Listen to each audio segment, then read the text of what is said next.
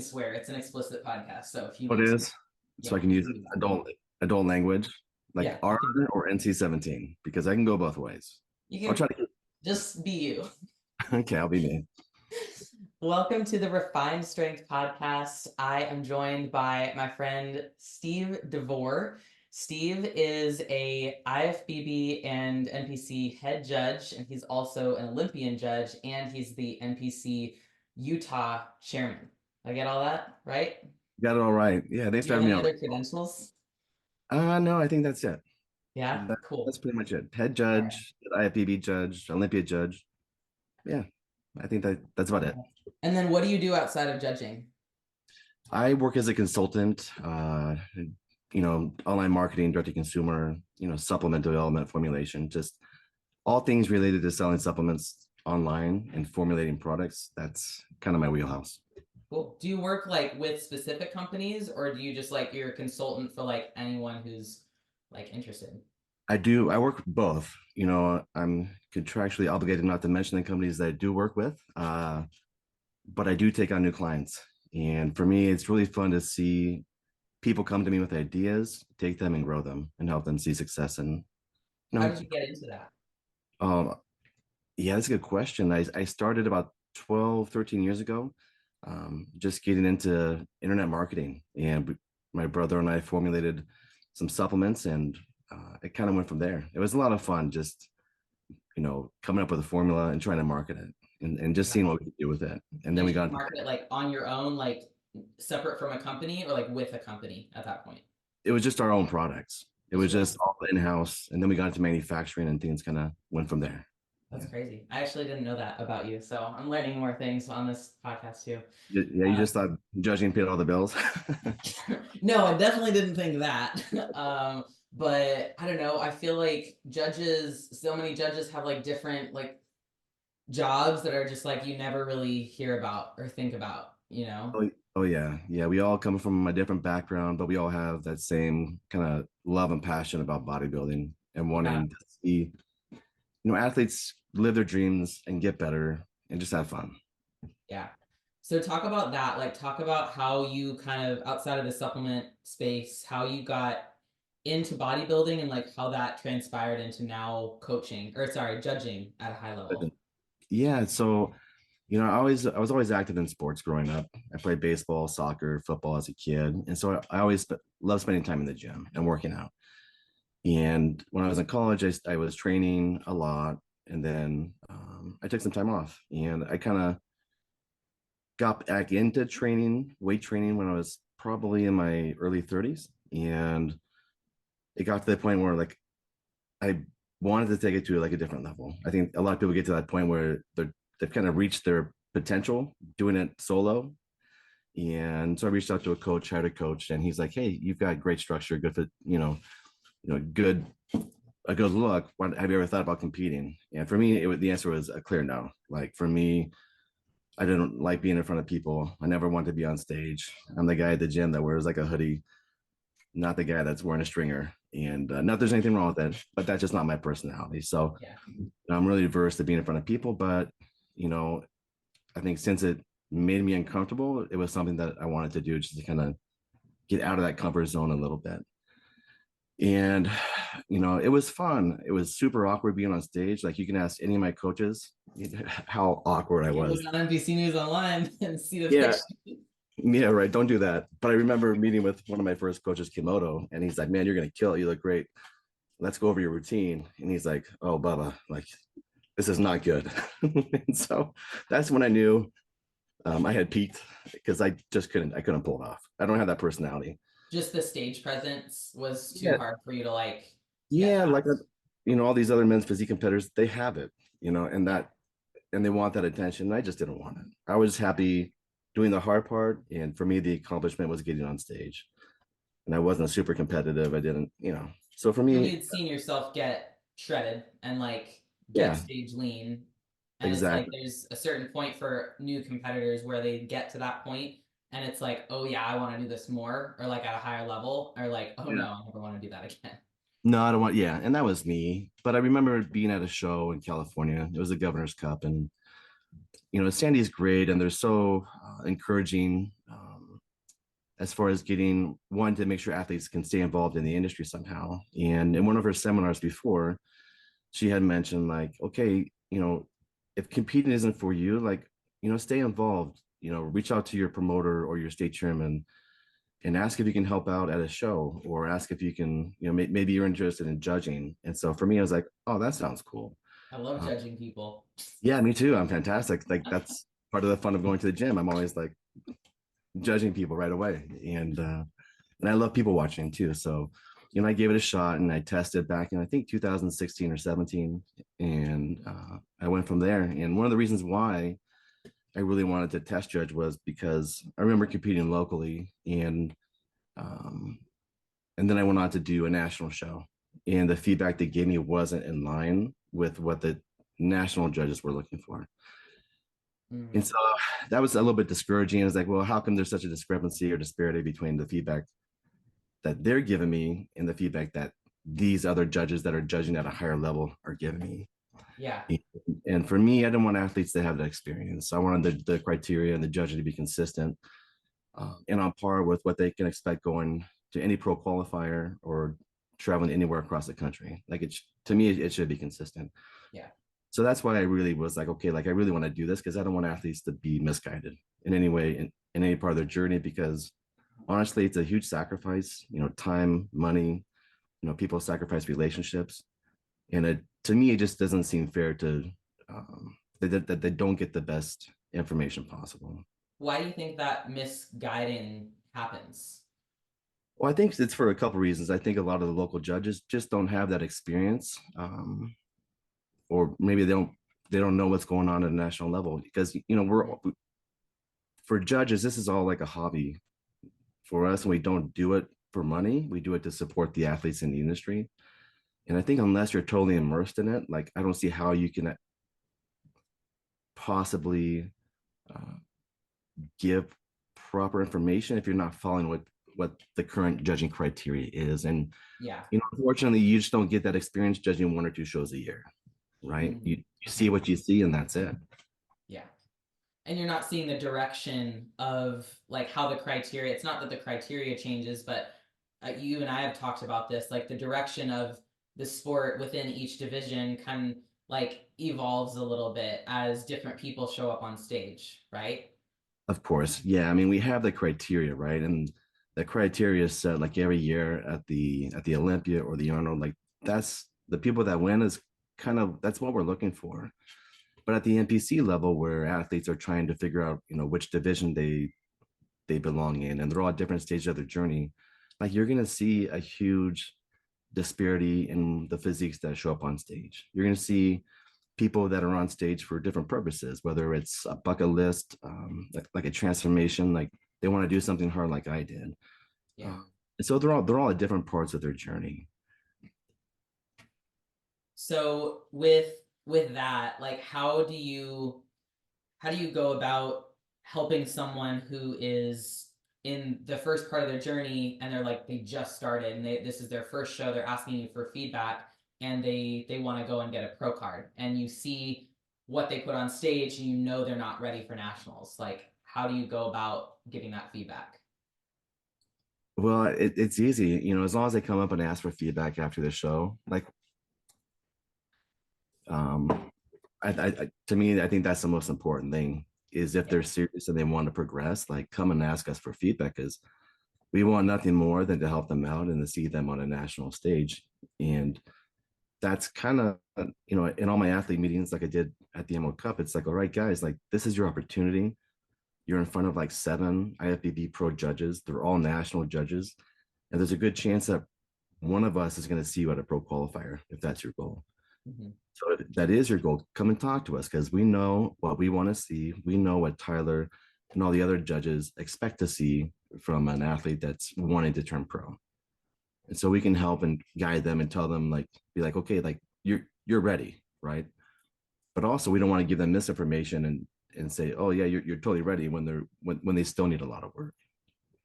I don't think you do this, but do you think it happens, like do you think it's common for judges to tell people like, yeah, you could be ready if you did this and kind of almost give a false hope to the competitor by being putting more of that positive, hopeful spin on it?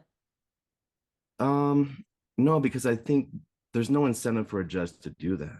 Hmm. We don't, like I said, like our only incentive is to see people get better. Like we want people to be competitive. I mean, Yeah. for us as judges, like that's the best thing in the world when you get 10 athletes on stage and you're like, oh man, they all look fantastic. Right. Like we want competitive shows. Yeah. You And want in a order lot of to do that, we competitors got at to give you shows, proper but feedback. Now it's not up to us what the athletes do with the feedback. We hope that they listen. so Yeah. why do you this is just like more your opinion, like why do you think people don't listen? Like if you were to tell someone who just won Emerald Cup, you just judged this past weekend, like the bikini overall or figure overall, Right. did you tell any of those people like you should go to nationals? And do you think that, or like whatever your opinion and like how you gave their feedback, do you think that they'll take it? You hope that they take it, but not a single person came up to me with and said, hey Steve, like my goal is to go to nationals. What do you think? Oh, no one said that. No, no, Okay. nobody said that. And that's okay. And if I do see somebody with potential, I'm not gonna go and chase them down. Yeah. Right. And be like, hey, hey, Yeah. hey, guess what? You're ready for nationals. Like it has to come from them. Yeah. And I'm not gonna Well, and pursue like it. if they're not coming up to you for the feedback, then they either think they know better or they're just like not interested in the feedback or they don't want it bad enough. Yeah, Right. or their coach is telling them everything they want to hear, which sometimes isn't the best thing in the world, right? So So tell me about that. Like, tell me your thoughts on like coaches asking for feedback and coaches like giving you feedback too. it's always fun, right? And so if a coach approaches me for feedback, and it happens all the time, like, they'll reach out and be like, hey, can you give me feedback for this client? And my response is, no. Let me, if your client wants feedback, have that him or her reach out to me directly. We'll CC you on it, but I just want to make sure that the information that I'm seeing isn't being distorted or passed along in the way that is not going to benefit the athlete. Right, because I think that goes back to like what you said earlier, like there's no incentive for the judge to tell someone something that isn't true or like a stretched version of the truth. But for Right. a coach, there is. If a coach has more athletes at a show or if a coach has more athletes at a national show, like that's better for them. And it's also essentially more money for the coach because the client is with them longer and the client, continues listening to them. Yeah, of course. And I don't have anything against coaches, but Yeah. for me as a judge, it's kind of like my integrity is on the line. Mhm. And I just want to make sure that the athlete knows for sure, right? That that the coach, the judges, and the athletes are all in alignment when it comes to what it's going to take for that athlete to get better. Yeah, So and it's definitely. not like I'm a jerk to the coaches, but it's like, hey, like, I'm more than happy to include you on the feedback. Just, CC her on the email or him, and we can go from there. Yeah. So there's a lot of amazing coaches that, that I know that they wouldn't do that because they want what's best for the athletes. Mhm. And so it's not like I'm picking and choosing coaches. It's just all of them. Like just, Yeah. Well, you know, anyone who chooses to be involved, like yeah, the athlete, exactly. it's up to the athlete, in my opinion, as a coach. It's up to the athlete to like get the feedback and hear it from a judge, especially if they don't believe me. Like if they're like if someone's thinking like I'm ready to go to nationals, but me as their coach is saying like let's wait until the judge tells you that, or let's wait until we see your results at this show. So what I see a lot is like some people will go to a regional show, small or large, and they get second place, so they're nationally qualified, and technically they have a ticket to nationals, but they go and like they're probably not ready. It's not like that's like the rule. Like you might be really amazing and the girl that got first in the overall like is even more, but like you both are going pro. But not every second place is the same. Exactly. That's exactly it. Yeah. And I think coaches too, like I've seen in the industry on like all levels, coaches think that they have a lot more pull with judges than they actually do, right? Like I know that there's people that will say like, oh, I talked to this judge or like I sponsor this show and this and that. Tell me about that. Well, I'm not a show promoter, so I don't involve myself with money or I'm not associated with coaches in any financial way. Yeah. Honestly, like we have judging panels that don't know Adam from Eve on stage, who have no financial incentive.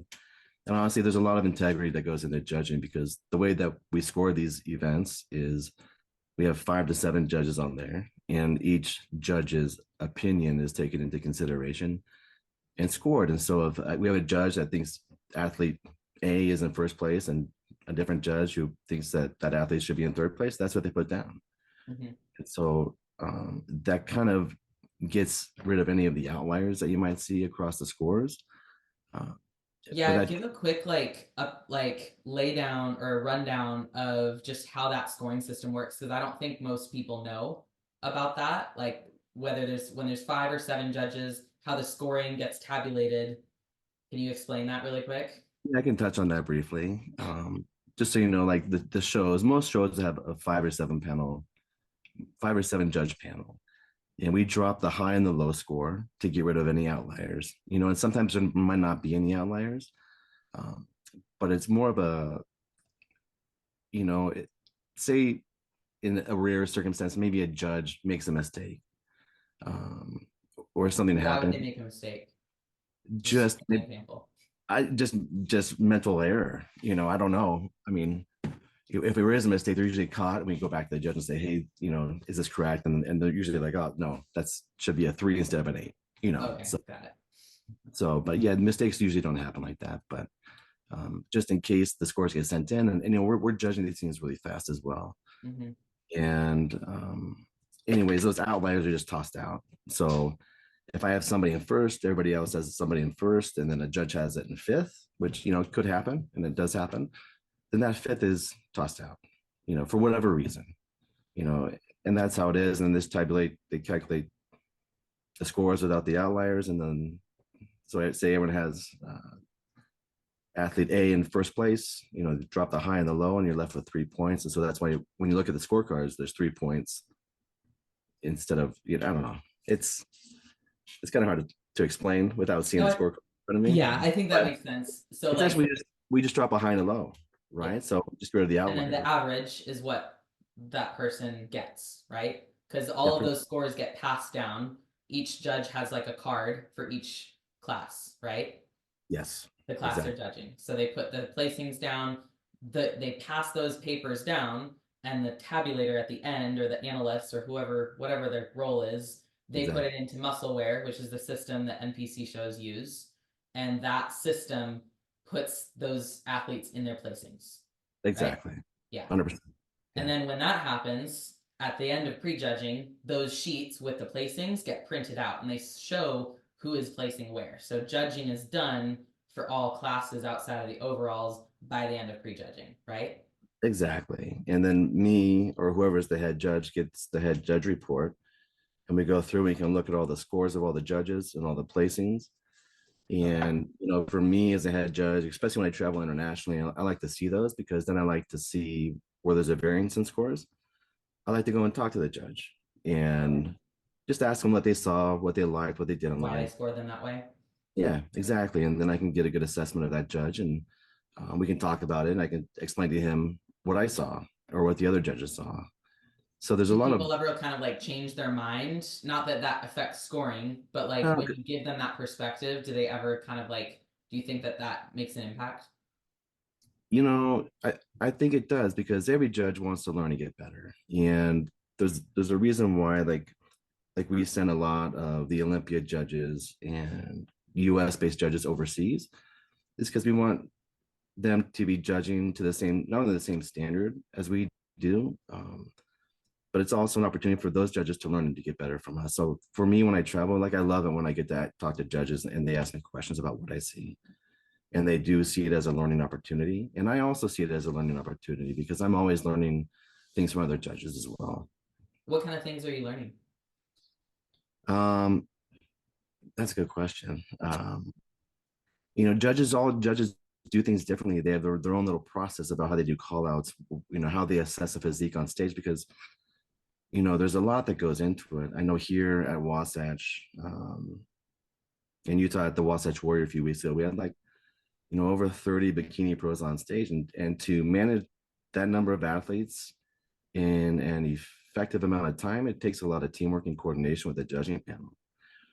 And so we pull people in from different professions and different industries that will have a different expertise, and they might have a process that's different than what I do, or they might do something that I see and I like, and I can implement that into the way that I handle or manage my judging panels.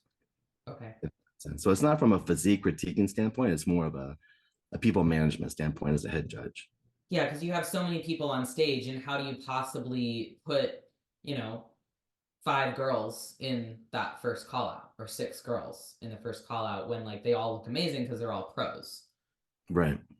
So what would you say if you could like describe your system of like say Wasatch, for example, on like how you put that top 6 or 5 or whatever into that place? I think it's more of a process of elimination. So when the girls come out, we bring them out in comparisons first, or any athlete for any division, they come out in comparisons. Mhm. We like to see them side by side, see how this athlete compares against this athlete. And it becomes very, even though they all look fantastic, like if you go and look at a photo of an athlete on social media by themselves, guarantee you that they look amazing, right? But stand next to somebody that's setting the criteria for that division, that's when all their flaws kind of get exposed, and you can see the areas that they need to improve on to be able to meet that criteria that we're looking for. Yeah. And so until you see them next to somebody, then it becomes apparent. And so when we see somebody that's really good on stage, say like an Amy Delgado, Ashley Caldwell, or Jen Dory, like, or Laura Lee, like it becomes apparent what the other girls are lacking.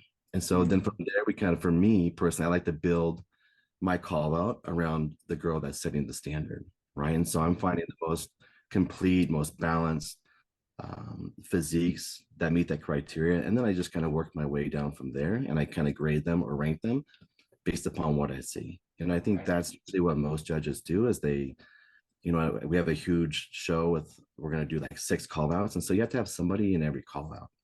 Mm-hmm. And that takes a lot of, Really it's quick organization. quick organization. Exactly. Yeah. And not only that, but not, and making sure that nobody gets overlooked. So there's a So lot. past this, sorry, keep going. No, you're fine. Go ahead. Past a certain point in the callouts, if you have 6 callouts of pros, especially where it's like you're splitting hairs with the amount of difference, not unlike how an amateur show is, right? Right. So when there's that close, are you really placing the people in 3rd through 6 callouts? Yes, we are. You are. Exactly. How is that like? Even though they technically don't get placed because they're 16 through 16. We still line them up. Okay. Like we still want to line them up. We still want to, even if there's 6 call outs and we only judge the 15, but all those girls get looked at, right? Mhm. And so we're still judging them. We're still writing down feedback. We're still making notes on what we want to tell them after this show. And they're still getting moved around and getting looked at because yeah, I mean, it's only fair to the athletes that they do Yeah. that. So it's not like we just say there's 30 or 40 guys in a men's physique who line up, and once we hit 15, it's like, oh, that's it. Let's just bring them all out. Like that's not what we do. Yeah, that would be fair. Yeah. Okay, that's interesting.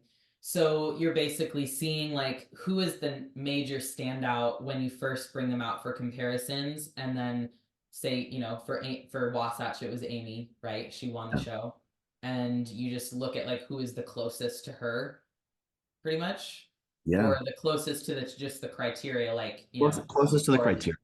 Yeah, because it's the criteria. It's not necessarily an athlete, but we always say that these athletes they kind of set the standard for the criteria. Mhm. And so it's kind of one and the same, but it's always to the criteria. Yeah.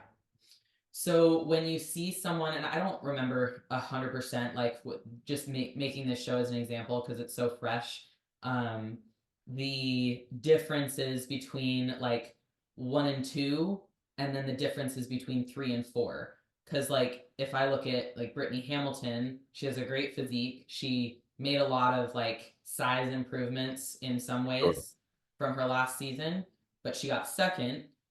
And I remember you talking about how like her feedback was that her shoulders were a little too dominant, right? Yeah, I think the feedback for her was she was a little too hard for what we want to see. So her feedback was, yeah, she does present a lot of width on stage. And so in order for her to fix that, she just needs to make some adjustments to her posing Right. to present a little bit more of a streamlined physique, and then she needs to soften up. And that Okay. was the feedback that I gave her. Yeah. And that's all like really doable, I think. And it's like easy to change that within like for her next show, whenever that is. So how is that like what, and I'm not saying that she shouldn't have gotten this placing, but I'm asking like how is that like with those that is her feedback. Yeah. Why did she get second instead of fifth? The question then becomes, how much work does the next girl have to do? So say the next girl needed more density in her glutes, Mm-hmm. right? But Brittany had that, so that's But why Brittany she's had placed there. exactly. It's to me, and this is just my opinion, she's much more closer to that mark than a girl that needs to add density to her glutes, because she just needs to soften up, where the other girl needs to go back to the gym and do a little bit more work to present that density and fullness that we want to see. Yeah. Or she needs to diet a little bit longer to bring in the detail and separation that we want to see. Yeah, that makes sense. Because all So these, again, it's all splitting hairs, right? And it's yeah. all, it could just be that one girl peaked better. Like that's how close it is. Like there was just a little bit more detail or a little bit difference in their posing makes all the difference in the world. So with that, that kind of brings me to a question. I know that some judges will give feedback sometimes on things that are a little bit more subjective, like peaking, like you didn't fill out enough when really they just need more muscle. So how do you go about like when you're giving feedback and that's like a thought in your mind, like how are you giving that so it's like the most helpful for the athlete? I don't, because I'm not their coach, Yeah. right? There's that relationship, there's that athlete coach relationship that I'm not involved in. That's none of my business, right? Because Yeah. I don't know what this person did to peak. I don't care. Yeah. You know, my only priority is what they present on stage, and so that's really all I can do as a judge to um, to give feedback on. Yeah. I I stay think I stay out of my can say, oh, go back to the gym and do these exercises because well, I'm not a trainer. Like I just yeah. know what I want to see. And if your glutes are lacking, like I say, okay, we need more density in the glutes. Do whatever you need to do to get there. Work with your coach, come up with a plan. But as far as me, like that's not my concern. I Yeah. judge what I see, and then I'm on to the next show the next week. Yeah, I think that's really important. It's hard sometimes when I have seen like email feedback from some judges that will say something like, "Oh, you need to, you didn't peak right," and or you didn't like Uh, you need to fill out differently, or you need to, or they'll say kind of conflicting things. Like they'll tell someone like, "You could be great for wellness, but you can be great for bikini and maybe even figure." I that's got tough. that from a CPA judge once. Yeah, that's Um, different, right? Because for us, it's like, yeah, there's definitely we can tell when somebody's full or flat, right? So you need to fill out more, but that's not as far as what they did to get to that stage. Like, yeah, it's not my business, and I don't care. Like, I just judge what I see. yeah. So, obviously, we hope that they can figure that stuff out because we can clearly see people that were coming in fuller or coming in tighter would have made a huge difference. Yeah, definitely. And What the do you think athletes, is athletes know when they miss the mark too. athletes do? Do you think they really do? I like to think that they do. I think pro athletes do quite a bit Pro, more. that's what I'm talking about. Pro athletes. Yeah. Pro athletes know usually because they've been doing it at least long enough to understand. But I do think there's a certain amount of like blinders sometimes, like prep goggles that they have, even pros, where they just think like, oh, I just need to get bigger. Like I see this with some figure pros where they see the girl that won, say it's Jessica Race, Padilla, who's huge, and she wins and they just think I just need to get bigger than I am, when in reality like for their physique they might just need to fine tune a little bit, or maybe they needed to fill out more and get leaner. Or And just then their you pros. see girls show up the next season and they're way too big and they look like borderline women's physique. Right. So go over like, could you go over like how you judge Wasatch Pro figure? Because I think that's another interesting thing with how Meg, the woman who won, she had been against Maddie, the girl that got second, like 3 weeks in a row, and just like how that transpired and how you judge that. I mean, for me as a judge, I don't know. I don't look at the athlete sheets to see who's coming in to compete. I don't know. where they're placing, because to me that doesn't matter, Yeah. right? At the pro level, it's like, I mean, yeah, people don't understand like that variance is so small, right? Like you said, it could just be they need to come in a touch tighter, or they need to make some adjustments to their posing. And I don't know how unanimous the scores were at the last shows where they went head to head. I imagine they were pretty close because they both have really amazing physiques. But But at very this, different physiques. yeah, Yeah. very different physiques. Like Meg, right? That's the one who make The blonde. chilling. Yeah. She looked fantastic. Her conditioning was perfect. The X frame was there. She's wide to the back and shoulders. There was nice detail and density to the quads. Like she looked perfect. Yeah. Yeah, It was she still, did. And but it was still close. Just different physiques, and she has that width. I That think she looked more complete next to Madison. she did, And yeah. like Madison had a great physique, that's why she got second. But Thank I you. think, like you said, she just had a more complete physique. She was wider. And like, while I think some people might think, and you and I talked about this at Emerald Cup, like some people might think, like, well, Meg just won the last show. So, and like Maddie made improvements from the last show. So maybe Maddie should win because Meg already has the qualification. And they think that politics, if we want to use that word, play a bigger role than they really do. No, not at all. I Yeah. mean, I think people make those assumptions, but unless you're there watching it as it happens, like, I mean, you can't judge these shows from social media. Like, I think that's pretty clear. And on social media, you don't see that depth and density that you see Mhm. in person.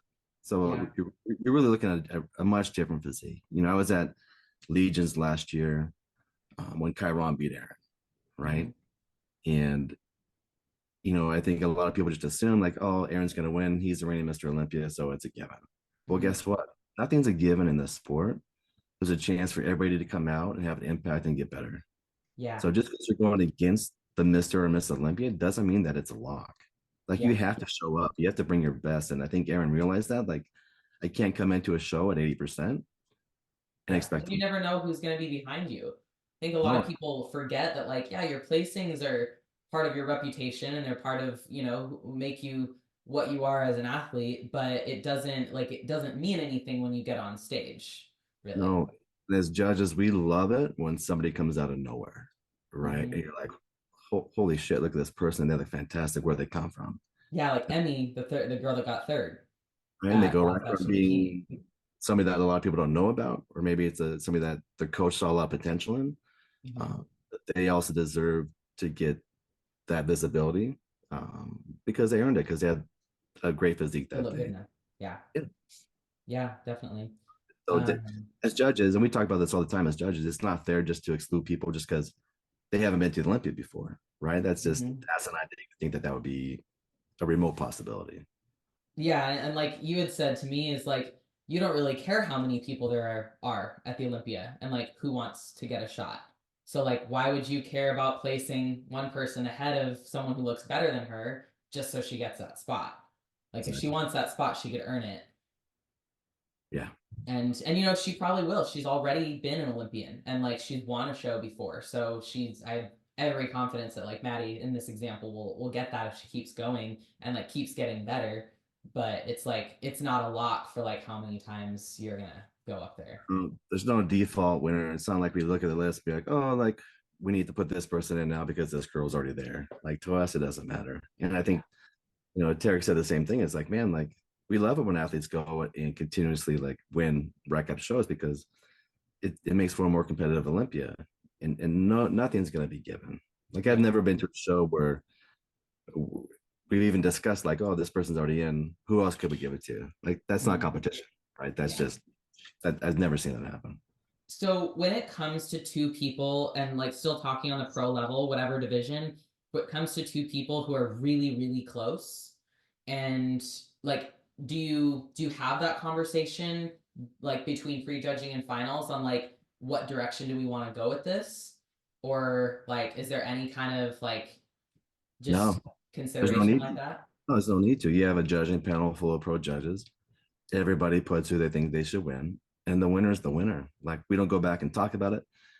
If it's really, really close, we always give them a second look at night because people can Mhm. tighten up or people can soften up.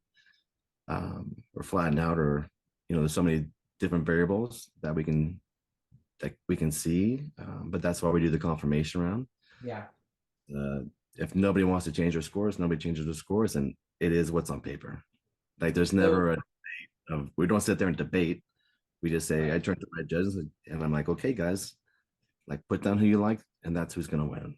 It's Yeah. because it's not just me as a judge making the decisions; it's collectively as a panel with Is all of that our. true for all panels where it's like it's always all of them, or are there some panels where like it make like the head judge just makes the call? No, I've never Or been like on a. something like a confirmation round or an overall. No, I've never been on a panel where it's just been one person making a call. Okay. Every head judge that I've worked with has valued and respected the opinions of the other judges on their panel. So bright up here. Yeah, you got some sun. Like ghostly right now. Well, at least Okay. not pink. So Yeah. Exactly.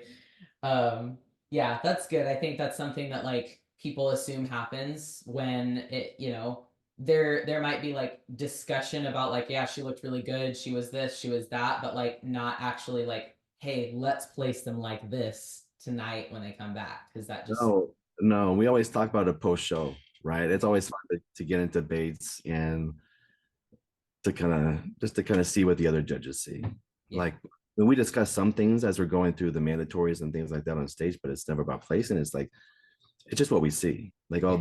look at her glutes, It's her the little. observation. Yeah, she could use a little bit more width in her back. The details not there. Things like that. Like that we're all writing down and taking notes on.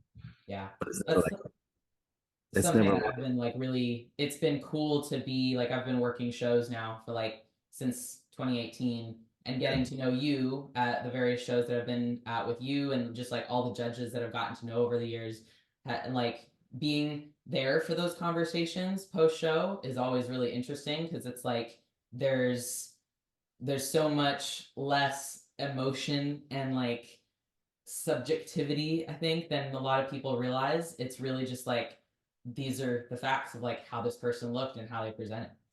yeah. And one judge might see something a little bit differently, but that's up to that judge to place them how they want. Like there's Yeah. no I've never seen any judge turn to another and be like, okay, put this person inside. Like that's just I've never seen that. So Well, and I think there's a level of trust there too. Like if someone were to do that, that's where like, they probably wouldn't be invited back to judge because they're like everyone sees that. Like the rest of the judging panel knows, oh, they did something shady or they tried to do something shady or right. something like that. And it's like, well, you might not get to judge again because of that. Yeah, and as a head judge, I always like to talk to my judges before the show starts Hmm. and just kind of lay the ground rules for what's going to happen during the show. Yeah. Yeah, Set that's one of the things. expectations. Is that expectations. Any disagreements? If you see something that I miss as a head judge, please tell me. I'm more than willing to take a look at it and move people around so everybody can get a good look. And that's the judging process. Like we Definitely. it's a collective. Yeah, it takes a lot of teamwork. Yeah. And if it wasn't collective, if it wasn't ran like that, then like you could just be one head judge and judge the whole show by yourself. Yeah, Right? that's no pressure, and I don't want Yeah. that. It's a lot of pressure. What makes judging worth it to you? Because obviously, like we've talked about, it's not paying your bills or like supporting your family. It's something like you travel all over the world to do this. And like you don't have to talk about what you get paid, but like obviously it's not that. So what makes it worth it for you? No, I think most judges would tell you that it's not about the money, because I think most of us end up losing money on these trips in terms of times that we could have spent with our families or with friends or at work. Mm-hmm. Uh, but we do it because we love it, and we love the sport, and we love the organization, and for us, we love just being a part of that process, a part of that journey. Because ideally, we want people to progress, and we want them to keep coming back and getting better. Like for me, there's nothing better than uh, seeing athletes, show after show, year after year, getting better and better and better. Like I'm going back to India again for the seventh time, and I'm going to see athletes that I've seen for the seventh time trying to get their pro card. And Hmm. these guys and girls, they listen to the feedback and they get better every year. And so for me, and judges remember that. We remember people, and we definitely see the progress that they make. And so for me as a judge, it's fun to see that. And it's fun to be a part of that moment when they finally do win. Like it's really, really cool. It's Yeah. special. I mean, it's not my journey. I'm just there doing a job, but it's fun to be a part of it and to see these athletes like achieve one of their goals and dreams. Yeah, definitely. That's a big part of it for me too. Like even just I'm not a judge, but like even being at shows, I see a lot of the same people too, and it's really cool seeing someone who's like been back year after year and like actually finally win And make or improvements, right? Sometimes you see people that don't make improvements. They Mhm. show up the same, expecting different results, and it's It's not going to happen. Yeah. yeah. Yeah. Um what do you feel like coaches or athletes get wrong about the sport that we haven't already talked about in terms of like how to choose shows or how to when to go to nationals, how to choose a national show? Man, I think they kind of get it in their heads that they need to be in front of a certain judge. When in Mm-hmm. reality, it's the decision of a lot of judges, like who's in that first call out. So just so athletes are aware, like at these pro qualifying shows, at these national shows, like we expect a certain level of athlete to show up. We expect the athletes to show up and already kind of behave like a pro. Like so, we expect them to be able to hold their, if it's a 2 day show, hold their diets, maintain their conditioning, come out and get in their poses and things like that. But when it comes to prejudging, it is the collective decision. Like, say there's 9 judges on the panel at USA's. Each one of us writes down our first call out and we pass it in. And those numbers are tallied. And that's how the first call outs are usually made. And so it doesn't matter if say Sandy's in that panel, well, and you only focus on being in front of Sandy, like what does that serve you? Right. Yeah, you saw Sandy, but there's also 9 other judges on the panel that didn't see you. And Yeah. we're basing our call, it's just solely based upon the best physique that's on stage. So for me, I would say just show up being your best. Yeah. Right. Don't Oh, focus so much on the like little no, things that like no, who are the judges and things like that. the main benefit to that is that you're going to get feedback from that judge.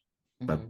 getting seen, it doesn't matter. But getting the feedback and getting their opinion based and using that to um, go into a show, I think that's where the value is. Like Yeah. it's in the feedback. It's always going to be in the feedback, and also getting that practice, that stage time to really kind of fine tune your presentation and your posing, and Yeah. to use it as a time to try to nail your peak. Yeah, definitely. What do you feel like sets you apart, if anything, from other like big name head judges like Sandy, Tyler, Tarek, all of those? A weird question.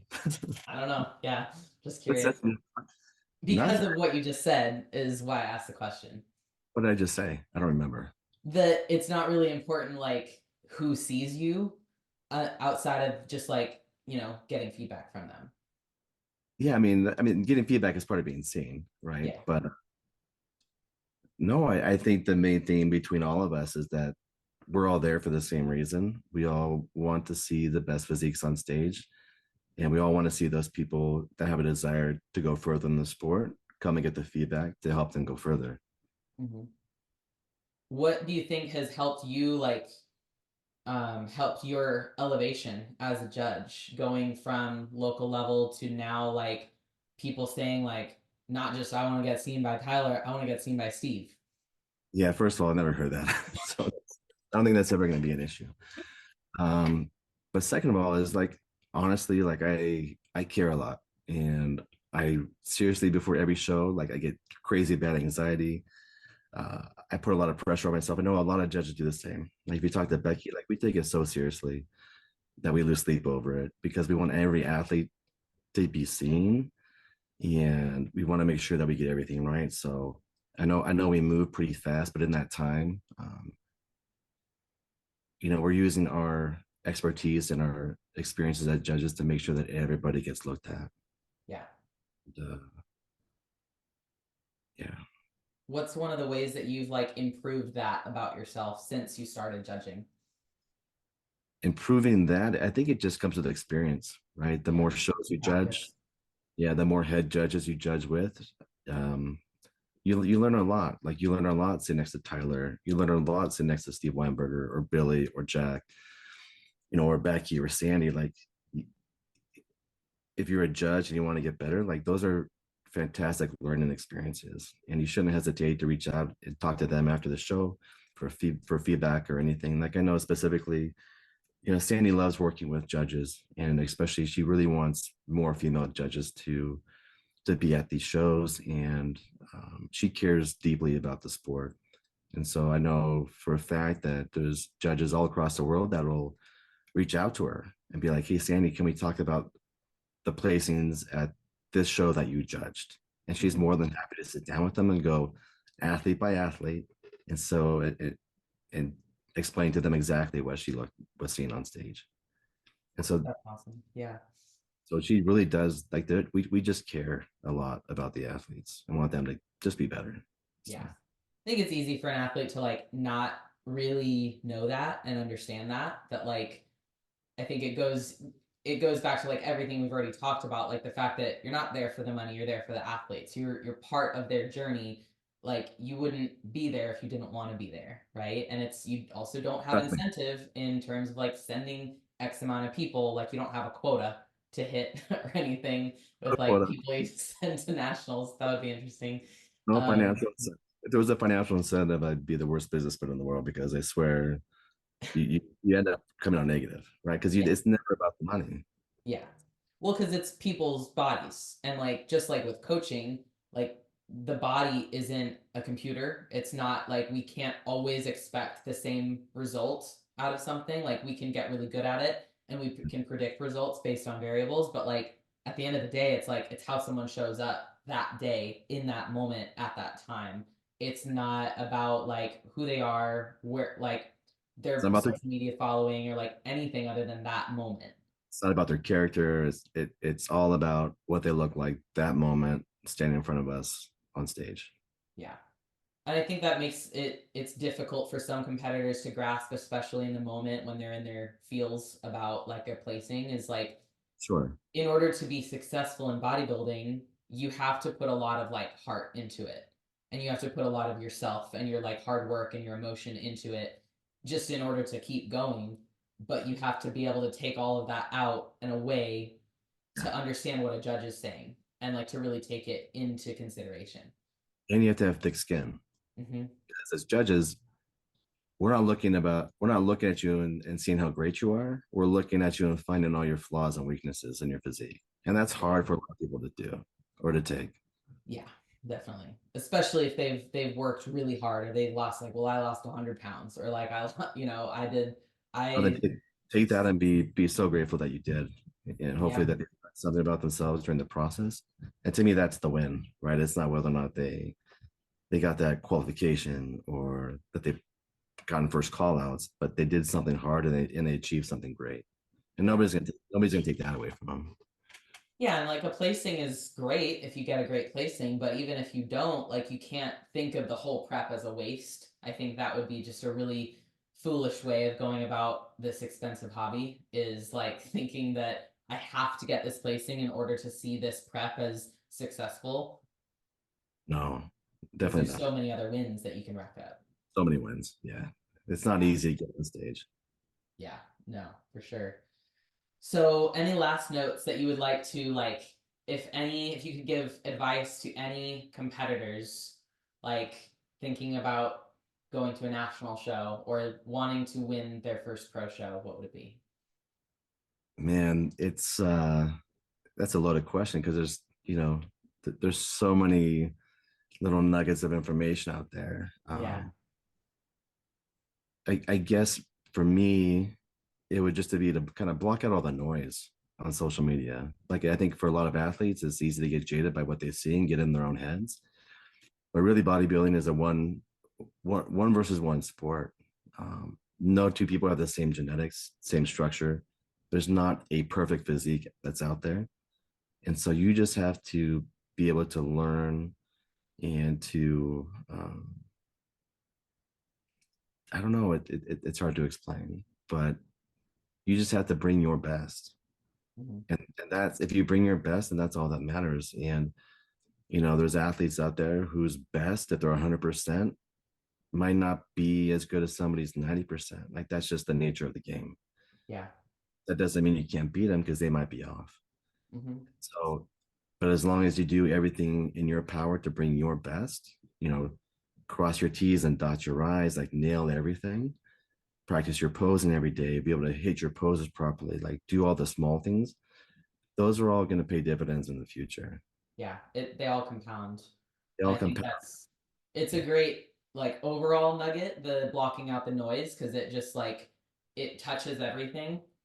And in terms of like with your coach, with judges, with shows, with like all of the different things that go into prepping and being successful, is like if you can block out the noise and just focus on yourself, because really you can't control how anyone else looks. No, you can't control anybody else's diet or what they're doing during their prep. I mean, the only things that you can control are the things that you do. Yeah, yeah, definitely. So do everything you can, right? Well, thank you so much for being on. I'm really happy to have you here, and I'm excited for everyone to see this. So thank you guys I'm for excited too. listening, and thank you, Steve, for being on. You're welcome. I'll talk to you later.